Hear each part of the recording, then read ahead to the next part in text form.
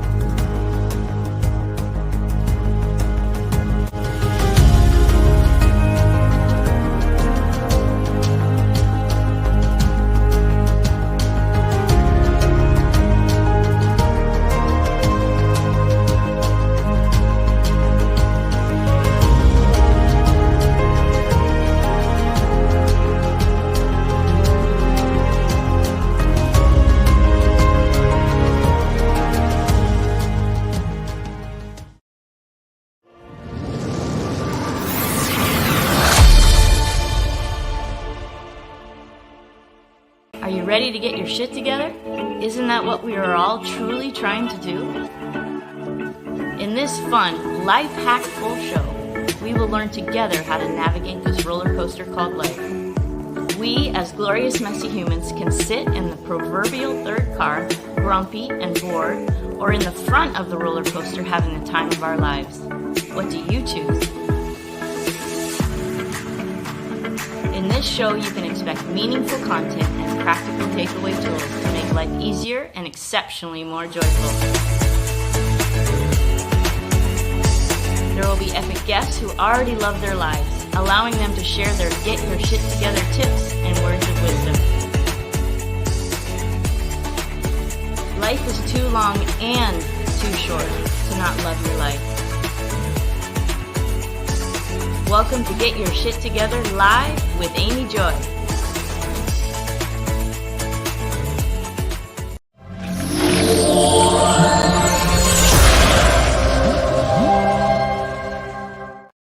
Hello and welcome to Get Your Shit Together Live with Amy Joy, and I'm your host, Amy Joy. And congratulations on your abundance. Right now, I want you to take a look around and just notice how abundant you really are. We are set to a program to see and feel and hear all the lack, and it's just not true. We are so abundant. So I want you to take a look around right now. Notice what you see, notice what you hear, notice what you taste. Notice how abundant you really are. I'm feeling very abundant today. I have the amazing Shawn Roop with us on the show. He is the founder of Tantra Quest, and he is a specialist in the subject of Tantra. This is a subject that has been massively misunderstood, and we are going to clear it up today on the show. So thank you for being here. Make sure you stay tuned to the end for mantra magic and meditation moment. It is a life hack full show as always. Thank you for spending your very precious time with us today. All right, it is time for Change Your State, Elevate.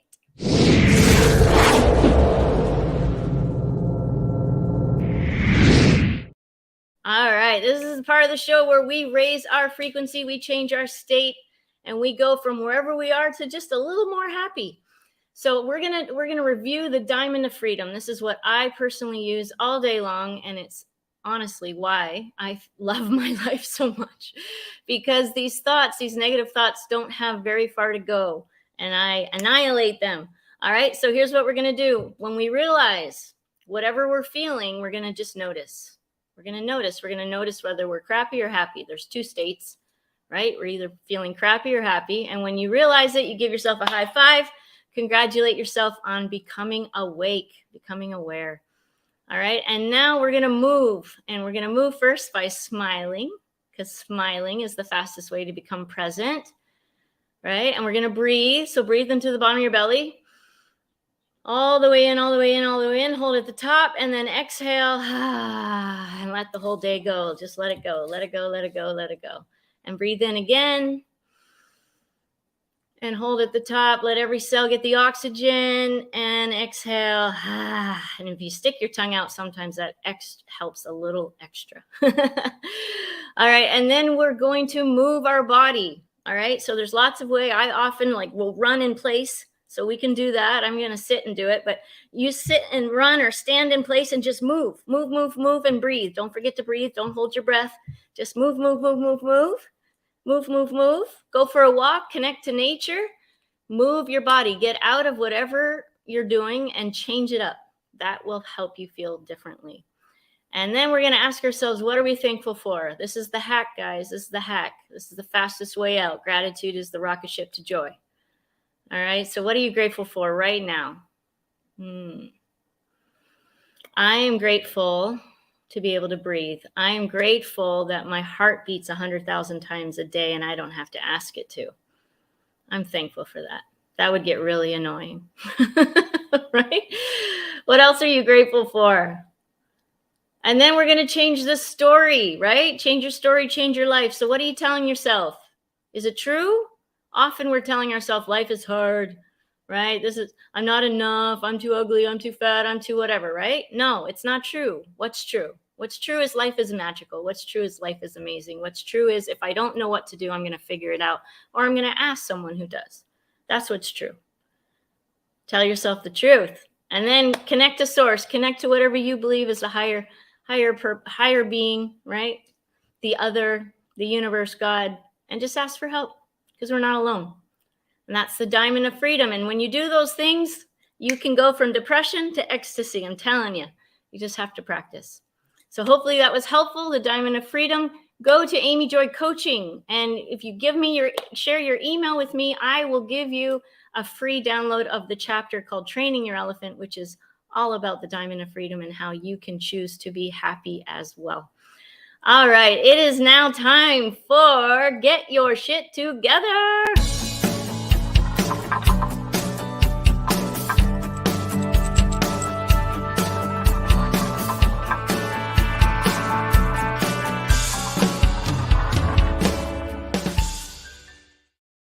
I feel so honored and privileged to have Shawn Roop here. Shawn is the founder of Tantra Quest in San Diego, has been offering classes there and events and tantric wisdom-based counseling since 2000. He is a teacher of teachers and has shared his work across the globe. He is a holder of the Mahamudra Tantra Lineage and also draws upon the Rasa Tantra and the Saraha Tantra. Shawn, I'm sorry if I'm butchering this. Shawn holds a Bachelors in Sociology and a Master Practitioner of NLP and Certified Tantric Therapist and a Certified Master Tantric Counselor.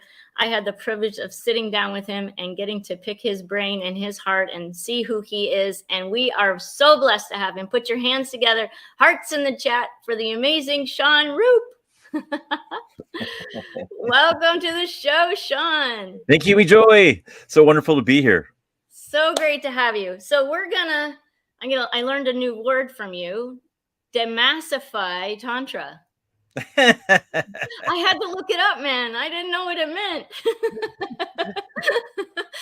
So according to dictionary, it says we're going to break it apart into its separate subjects. Is that what you meant?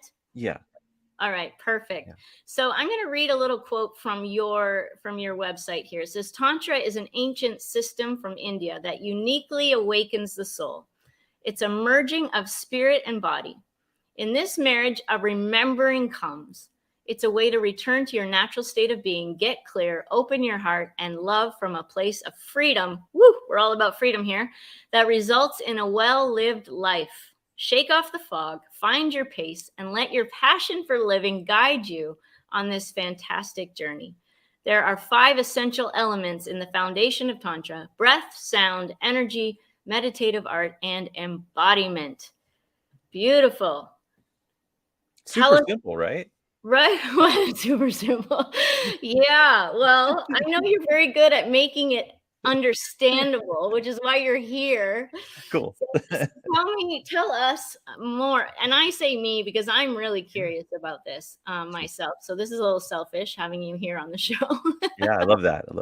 And of course, all of our peeps want to know more as well. So tell us tell us sometimes to know what Tantra or anything is to know what it isn't. Mm-hmm. So what is Tantra not? It's a good question. And it is everything. That's the problem. Oh. Tantra says yes to everything. And this becomes a complicated place because it still requires a person to know who they are, because Tantra will never judge or tell you what to do.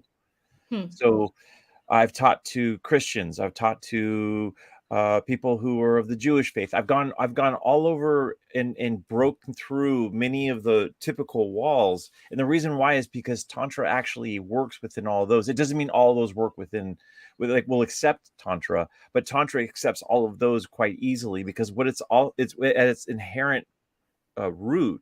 It's just about being in your state of truth. That's it. State of truth, your own personal truth, your own the innate truth that lives inside of you, that can't be given nor can it be taken. It's all yours and yours alone. Wow. Okay. And it's about returning to that state. So that's where our most green lights come from in life, where the part of our soul in our life just wants to move forward, because we're really on our projected path to live in, our purpose. Yeah. And how old is Tantra? Old. Yeah, it's a really hard question because it predates written language. So unfortunately, what happens is it's academic lines are really hard to follow because it was an oral tradition. Okay. Oh, so it just passed down from through dance, through food, through making love, through clothes, through jewelry, through poetry, through wrestling. There's all kinds of different ways that it was kept and maintained. Wow. And it was through the life arts. That's how it was taught originally. And it's a feminine system, so it's more matriarchal in its approach. Interesting. I know a little bit about that. When I used to live in Papua New Guinea in a tribal village, they didn't have a written language until we came and gave it to them. But they just passed everything down, stories around the campfire. That's right. It's fascinating, right? It is. So what first sparked your interest in Tantra? Sex. Okay. Straight up.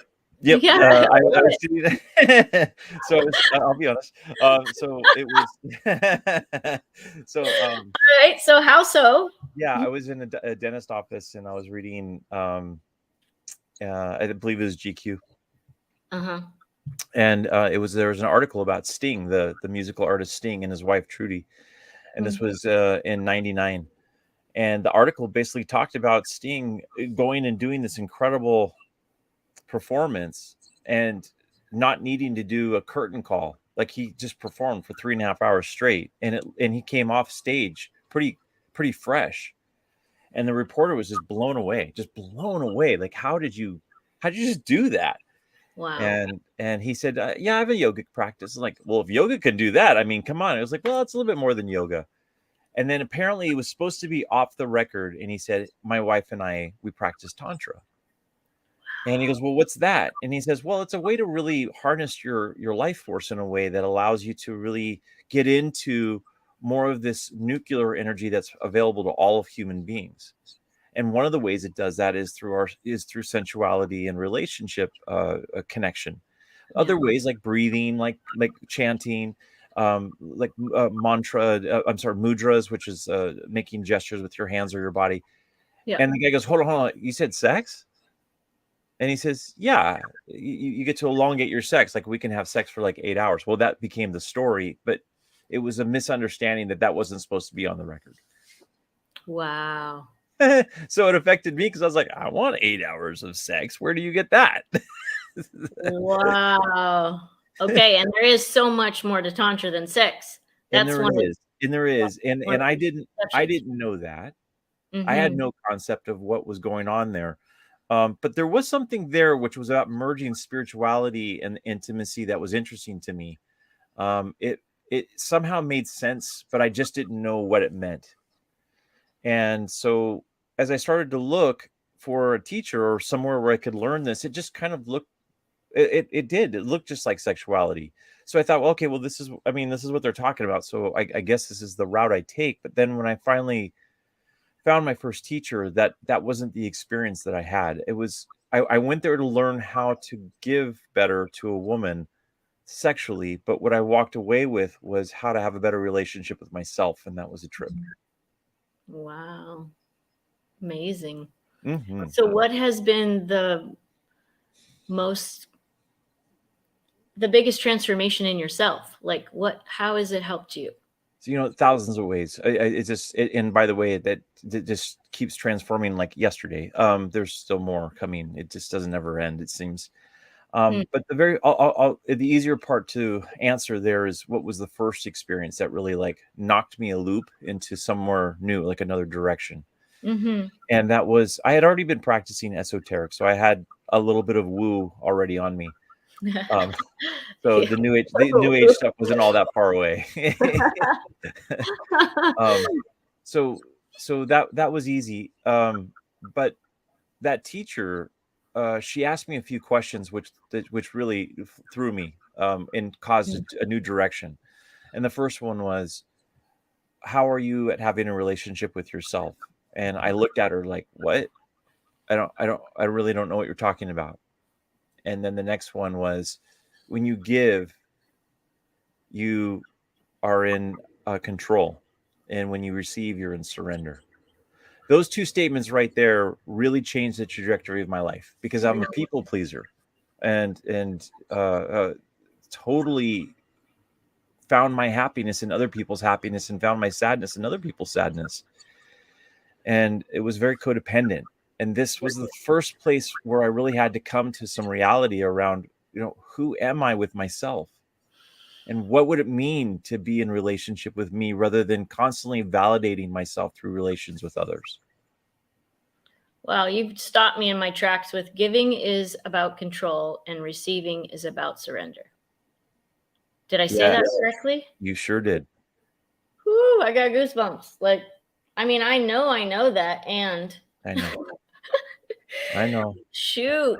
I am yeah, I just got that on another level. Yeah, I'm a recovering people pleaser as well. I grew up in a missionary environment, so it was all about that. It was beautiful in lots of ways, and was not taught how to take care of myself. And I didn't even figure I factored in. Right. Like, it didn't even occur to me that I factored in. Me neither. I remember on a plane, in case of lack of cabin pressure, mask will fall from the ceiling. If you're with your child, put the mask on yourself first and then assist the child. And I literally out loud said, heck no, I would not do that. And the lady next to me says, honey, if you're not around, who's going to take care of the kid? And I was just like, oh, I factor in. And that was the first step. And this was years ago, and I didn't get it hardly at all. But that was the first step where I'm like, wait a second, I factor in. So relationship with yourself. Tell me what that looks like for you. It means remembering that I am also an important element, ingredient in this thing called life. Yeah. And instead of being of such massive service, but if I'm in depletion, then I'm only offering pollution. Ooh.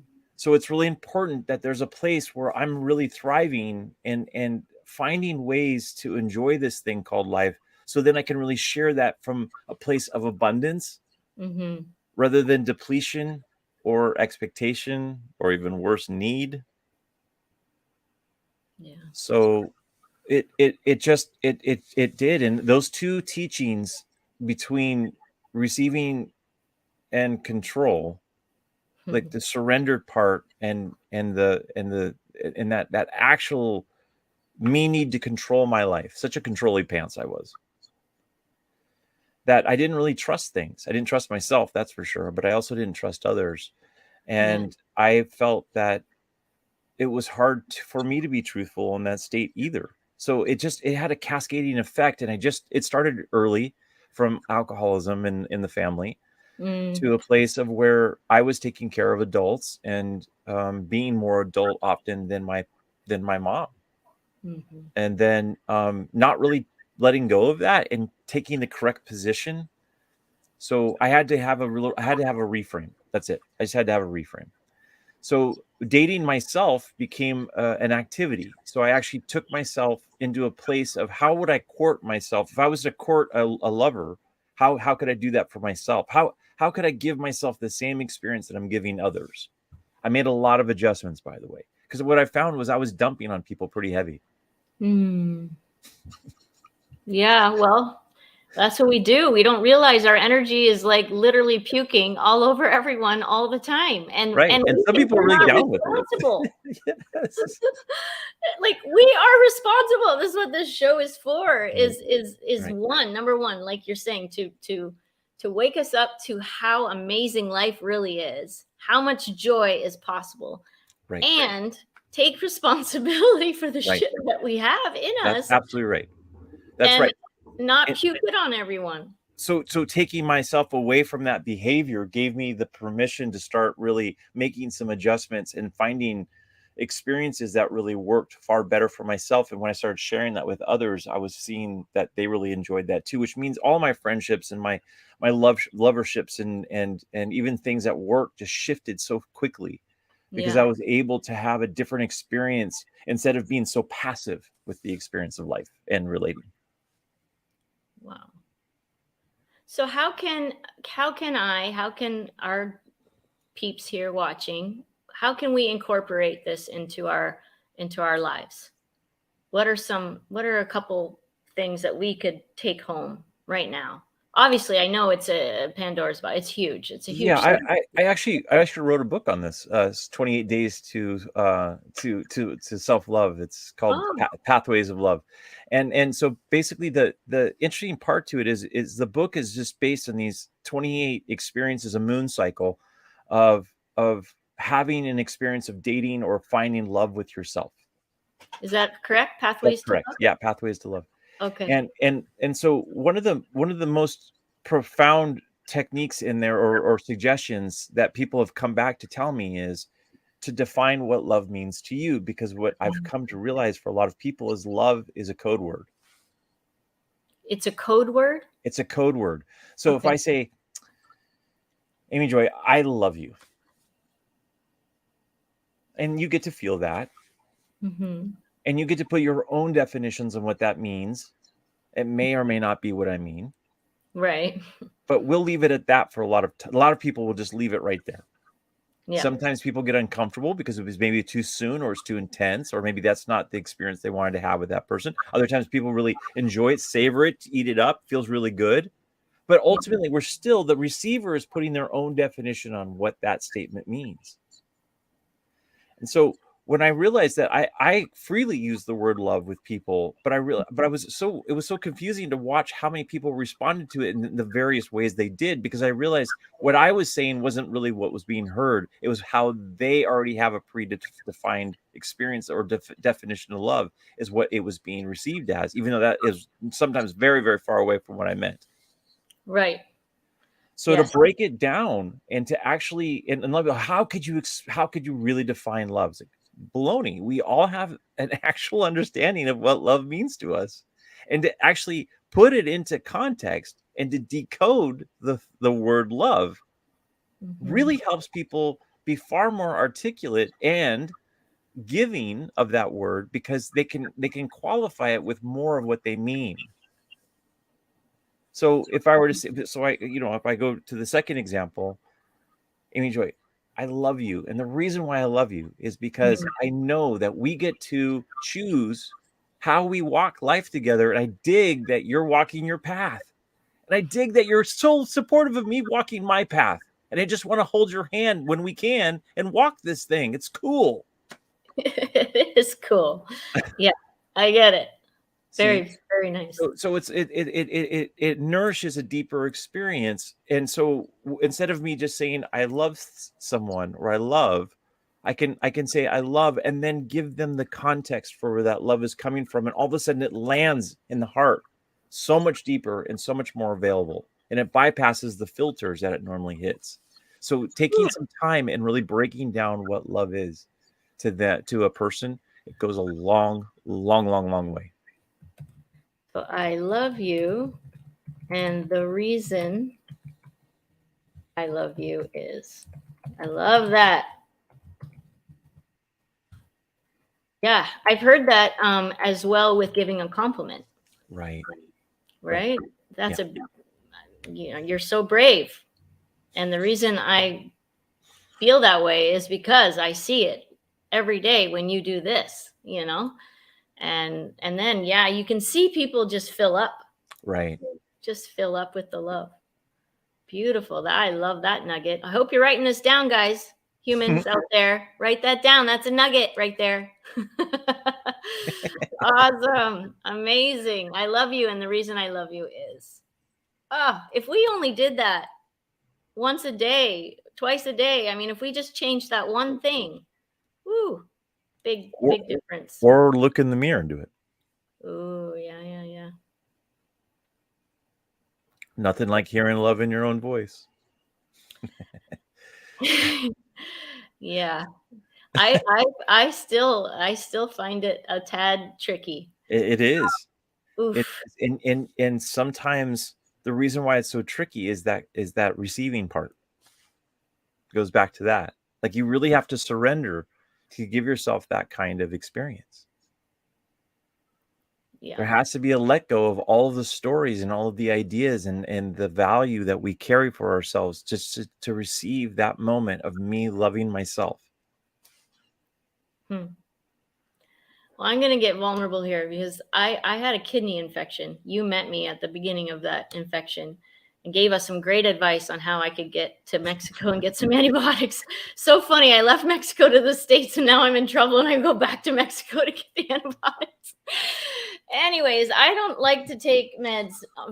I hardly take them, and it's really hard for me to take them, but I needed to. And so my friend Wendy Jensen has a book called The Healing Questions Guide. And so today I felt led to look up, what is the left kidney signify? Guess what it said? What's it going to take for you to see your self-worth, And I was like, really? That's it? and I'm like, I feel like I'm doing so much better in that department, but apparently I'm not. And there's work to be done. And then you say it like that, and my whole heart, my whole being goes, stare in the mirror and tell myself I love it. Right. Yeah, right? Oof. Because you like to give like I do. Yeah. Yeah. A lot. And I have a sneaking suspicion that a lot of people who are watching and listening right now also like to give. And that's a form of how we control our environment. It's how we measure and maintain the amount of energy, because we can dial it into what works for us. And that idea of surrender and to let go, you can't be armored and be surrendered at the same time. It doesn't work. Can't be armored and surrendered at the same time. Write that down. You can't be armored or surrendered at the same time. Okay, sorry. Yep, keep going. Okay. So I want to capture these nuggets. There's a teaching here, and that teaching is that, okay, so you asked me, when did I start, or how did I get into this whole Tantra thing? So here's a little story that's a metaphor for it all. So one day Shawn was walking around and he had all of his armor on, and it was big, rusty, clunky armor. And I had a big battle axe that was also big, rusty, and clunky. And I was just walking amongst all the other people who had their armor on and their clunky weapons. And we bounced into each other, and no one gets hurt because we're so bounded and so armored up. It's just kind of annoying that we're just bouncing off each other. No one's really getting hurt. And I just sat and I go, you know what? This is so boring. And then I looked up and I saw all these naked people dancing around a tree and laughing and so free. And I wanted that. I really wanted that. So I raised up my visor and I looked up on the hill and I said, hey, how do I get to you? And they said, well, you have to drop your armor and then just climb up the hill. But you can't climb up the hill with your armor on. It'd be too dense. I said, I got to keep my armor on. You got to keep your armor. And they said, we don't. And they went right back to playing with each other. And I looked at them and I felt it. And I recognized that I had bought into something. I'd really bought hook, line, and sinker this concept. No, I have to have my weapons and I have to have my armor because it stinks around here. Mm-hmm. So then I got a fit of courage and I just threw all my armor off. But I didn't get out of the way of all the other people who had their armor on. So of course I'm dodging and I'm shucking and jiving and I'm naked and I'm like, don't hurt me, don't hurt me. And I didn't realize I was in a briar patch and now my feet are all hurting on thorns, like ow, ow, ow, ow, ow. I make it up the hill and I'm sweaty and I'm bleeding and I'm tired. And I get up on top of the hill where all these people are playing. And I made it. And they're like, good for you. That's awesome. And I'm looking around. Where's my buffet? Where's the fireworks? Like, I made it. And they're like, no. This is how it's supposed to be. This is normal. Oh. And I went, what? And they said, this is actually how life is.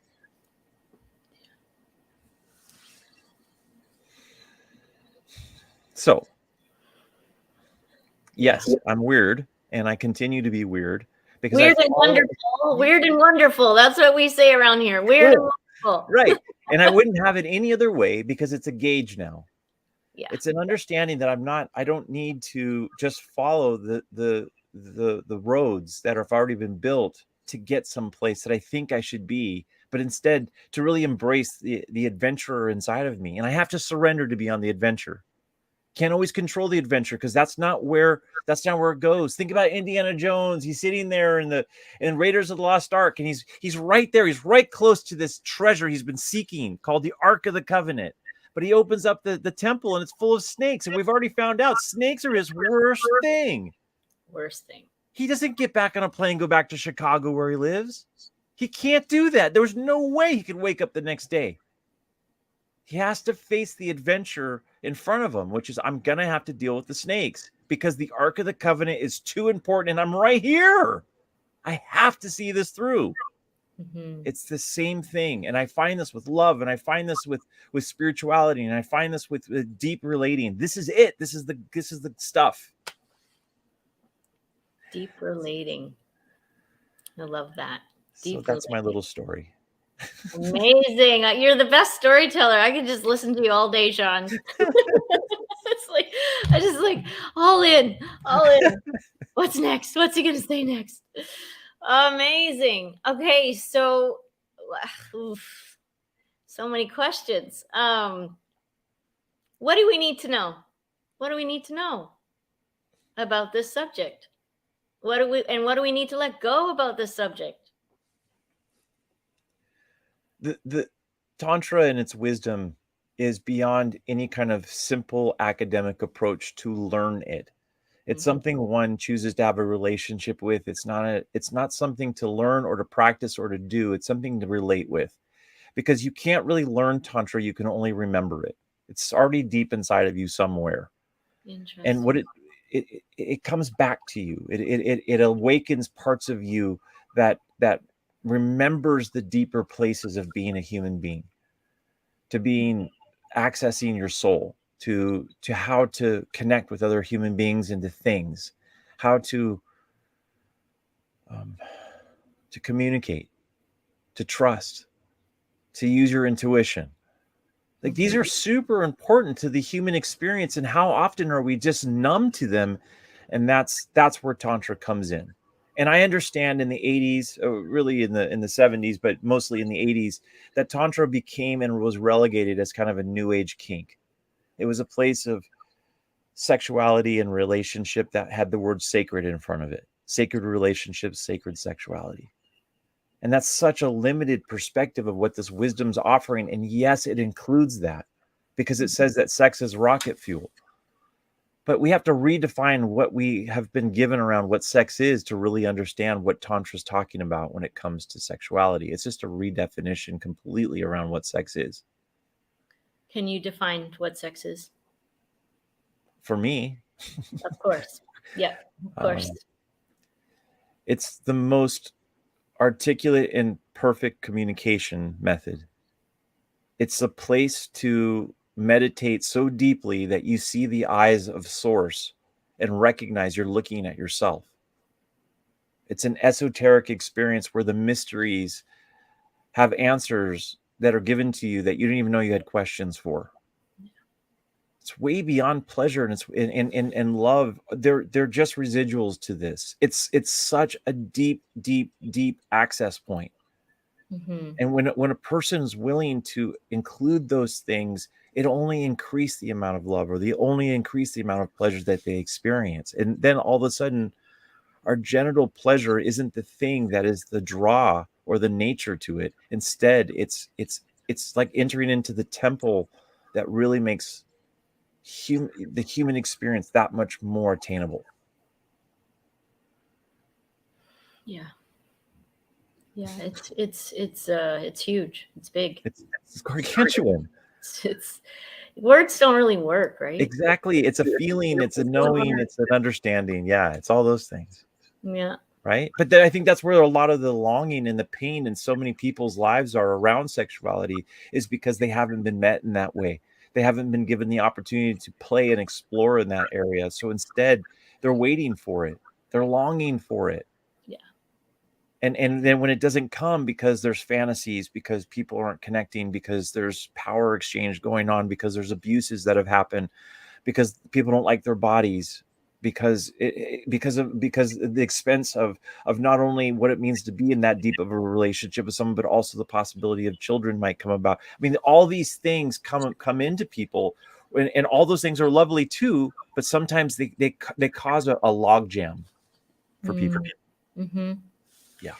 Well, and then you add all the sexual assaults and the sexual abuse, and that's right. Horrible. 1 in 3, I think it is now, women sexually assaulted. 1 in 5 men, boys. Terrible. And it is. And then take that and now stuff it. And let's not talk about that. Right. Oh, I know. So now all of a sudden it just gets really messy, and kind of if we took that leftovers from that really great restaurant we had and we just put it in the refrigerator and forgot about it, it's going to get messy. Yeah. And it has to be cleaned up, or it just gets thrown out. And that's exactly what people do with their sexuality. Oof. Yes, it's true. True. Huh.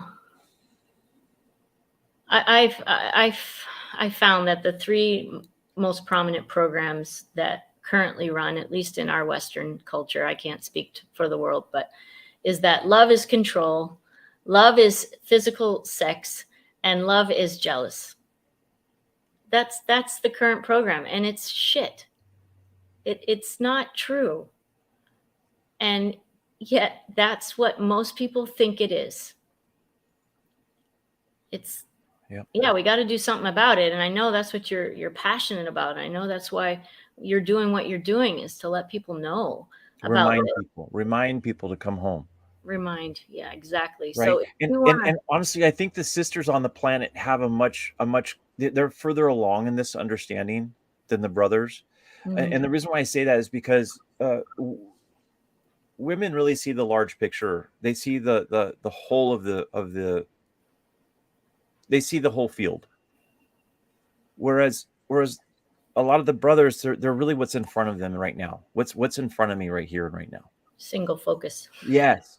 So what happens is there's a disconnect already happening with going deep. Yeah. So that's one thing. And the next part is, I do find that a lot of times, and I understand I'm speaking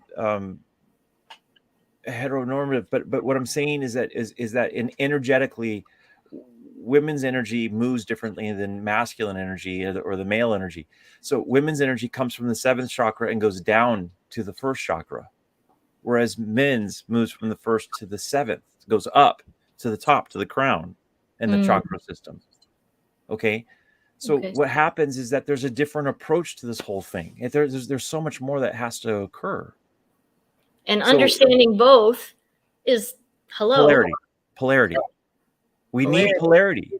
Yeah. Polarity is so important for abundance. Polarity is so important to create energy, whether it be spiritual or love or finances or magic. It doesn't matter. We need polarity in the 3rd dimension. That's where we are. We play within the polarity. So if I don't understand the other polarity, or if I'm not understanding that other polarity within myself, I'm handicapping the whole experience. Wow. So where can people go to have a session or to get more help to open the door to this Deep within amazing themselves. deep within themselves? Yes, with And help. if they would like to have some support with that, they can go to tantraquest.com. That's my website. And it's a place to start. It's a place where people can find some more information and to start to explore Tantra. But also, I do offer sessions, and I also, whether it's in person or Zoom. And you know, I'd love to offer a gift to the people who are watching today. Thank you so much. Yes, Shawn's got 20% off, y'all. 20% off. So go to tantraquest.com, go to session section of the website. It's a beautiful website. Lots of great, clear steps in understanding of this whole thing. And go to do Amy J20, Amy J20, and you'll receive 20% off. And he will know that you guys came from this show. That's amazing. I hope you do. Just so you know, I'm going to be signing up myself. I'm being called. I'm being called to remember, my friend. I'm being called to remember. That's beautiful, and that's really the desire is to help people come back into embodiment and empowerment. I'm not into the healing thing personally. I'm not poo-pooing it, but my work is about helping people come home and really be alive with exactly where they are, and that's where your opening invitation to raise our energy came to. That's it. That's the gig right there. Is that there's so much in front of us right now, and if we can get there, then happiness just it floods in, and I find it's the same thing. Ooh, okay.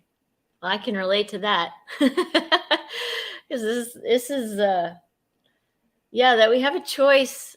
That we have a choice. We have a choice. Have I mentioned we have a choice? We have a choice. I think we have a choice. Right? We totally have a choice. And I'm trying to, yes, I'm being ridiculous, and it's on purpose because you have a choice, because we have a program that says we don't have choices, and it's not true.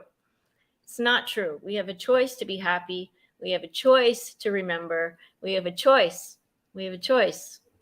And all I want is so much love and joy for y'all. That's all I want. That's all I want. Peace, joy, love, ecstasy. As we want that for you. Thank you. I receive. Yay! Yay! Ooh, I got that without resistance. Thank you. Oh, Shawn, you're so wonderful. I appreciate you so much. Appreciate you too. All right. Well, we're out of time. It's crazy how fast this goes, but I'm going to have you on at the end. I'm going to ask you this very important question, which is, if you were on a mountaintop and you had the whole world gathered around and they were actually paying attention and you had one thing to share, what would that be? We want to hear about it. And right now it's mantra magic. But before that, I have a very cool vibe bed. It's called the Vibe. I have one. It's amazing. And I want you guys to know about it too, because it can also help release trauma from the body, and it helps raise your frequency. And it's another tool. So I'm going to show you that, and then we'll be back for mantra magic.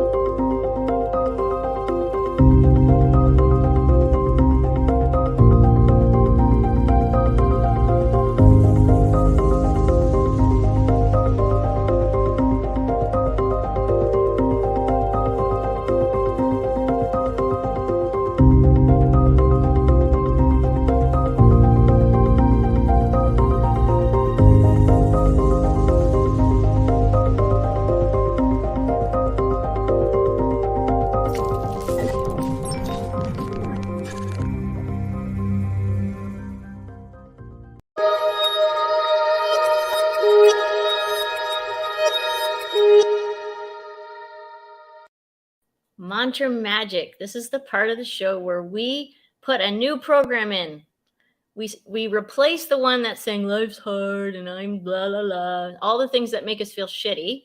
We're going to replace it with something that makes us feel great. So this is Maria Ishtali and I. This is a beautiful song that she wrote that we're singing together for you, and it's posted every week on Friday on Amy Joy Coaching on Instagram, so you can go catch that and get your mantra for the week. Here we go. And welcome to Mantra Magic. My name is Maria Jolie and I'm here with Amy Joy.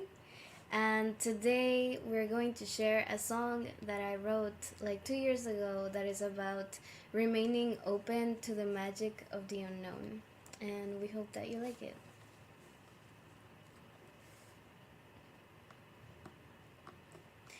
Ooh, la la la la.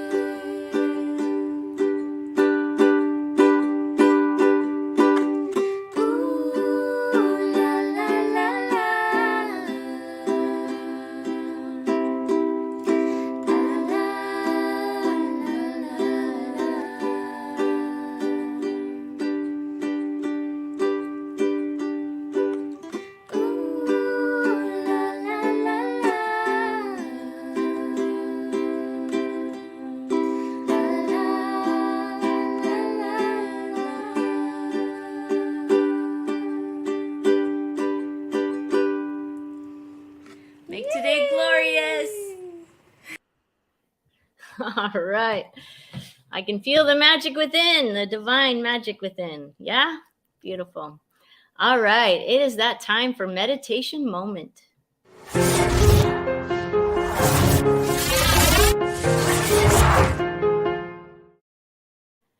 All right. This is the time where we take 5 minutes. So grab the kids, grab the grandkids, grab everybody around right now. Have a seat. Sit wherever you are comfortably. We're just going to take 5 minutes to come home and to be here right now. I'm going to play beautiful music from the amazing Gary Malkin, 7-time Emmy winner. You can find his beautiful Islands of Inner Peace on Gaia, and he shared this piece with us today. So take a deep breath and exhale and smile. And right now, I want you to just observe, how do you feel right now? Do you feel crappy or do you feel happy?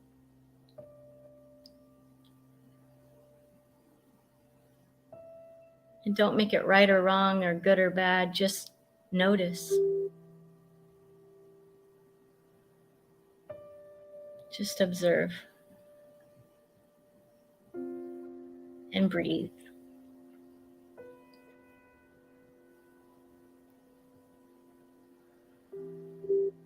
And then observe, what are your thoughts right now?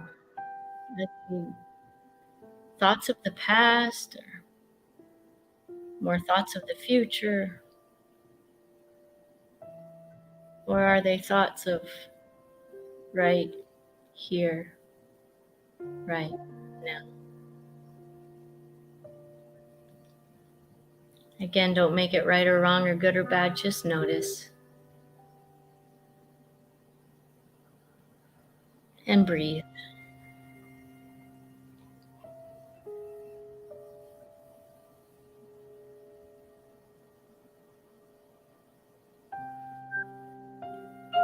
Now I want you to visualize a candle burning right in front of your eyes. Just notice the colors, the reds, the oranges, the yellows, the whites, the golds. Watch it flicker there. And breathe.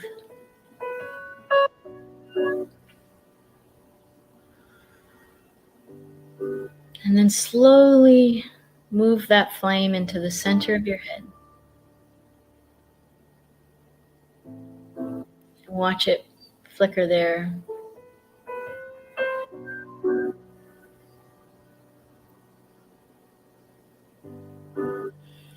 With your hands on your heart, I want you to think of one thing that you are so grateful for. So grateful it makes you smile. Then hold that thought.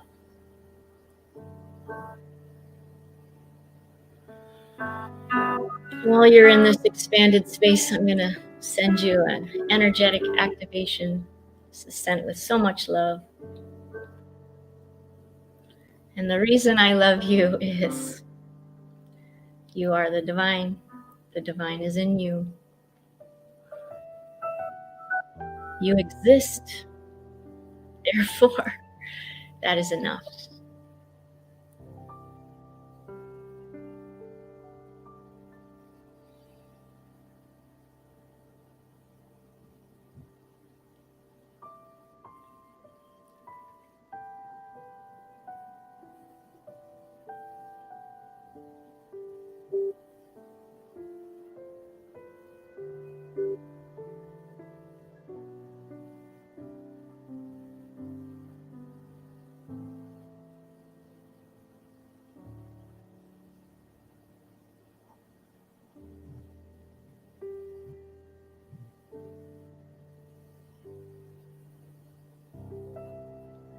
With a deep breath in, holding at the top, and exhaling. Wiggling your fingers and your toes, come back. Smiling. So grateful to be alive. All right, I am going to bring Shawn back on. Hey. Hi. How was that for you? Beautiful. Thank you for that journey. So good just to take 5 minutes like that. It's yummy. And it's cheap too. Pardon? It's cheap too. It's so cheap. You can go to YouTube. It's called Serene Mind Practice. And it's from some of my beautiful spiritual teachers in India. And Serene Mind Practice on YouTube. Yes, do it multiple times a day. It'll change your life. So good. All right, Shawn. So you're at the top of a mountain. You got the whole planet listening, actually paying attention. And you have one thing to share. What is it? If the question, how do I, comes up, reframe it to what's in the way and watch the thousands of ways you can have that come to you. Can you say that again, please? Whenever the question, how do I blank, comes in, just reframe it to what's in the way. What's in the way? That's so good. I've never heard that. Oh, that's so good. I love excellent questions. We are full of really shitty questions. When you ask a shitty question, you get a shitty answer. And when you ask an excellent question like that one, woo, you get an excellent answer. Yeah. All right. So if you ask the question, how do I blank? How do I blank? You reframe it to what's in the way. That's so good. I love it. All right. Amazing. Well, we're like out of time. It's so crazy how fast this goes. Shawn, I love you. I love you I too. love you. And the reason I love you is I feel your heart, man. I feel your heart. I feel your intention. It's so pure. You're just joy to me. I've enjoyed every moment that I've had with you, and I know it's been brief, but I see you, and thank you. I love you. I love you too. And you embody innocence and wisdom at the same time, which is such mastery. Thank you. Aw. I receive that with love and grace. All right, guys, thank you for being here with us. Appreciate you spending your precious time. Remember that together we vibrate higher, and that, my friends, changes the world. We'll see you next week. Besos. Mwah. Thank you for watching Get Your Shit Together live with Amy Joy. If you'd like to follow us, you can on Facebook, Instagram, and YouTube at Amy Joy Coaching. Appreciate so much your likes, comments, and shares. If you'd like to be a guest on the show, please reach out. We'll see you next time.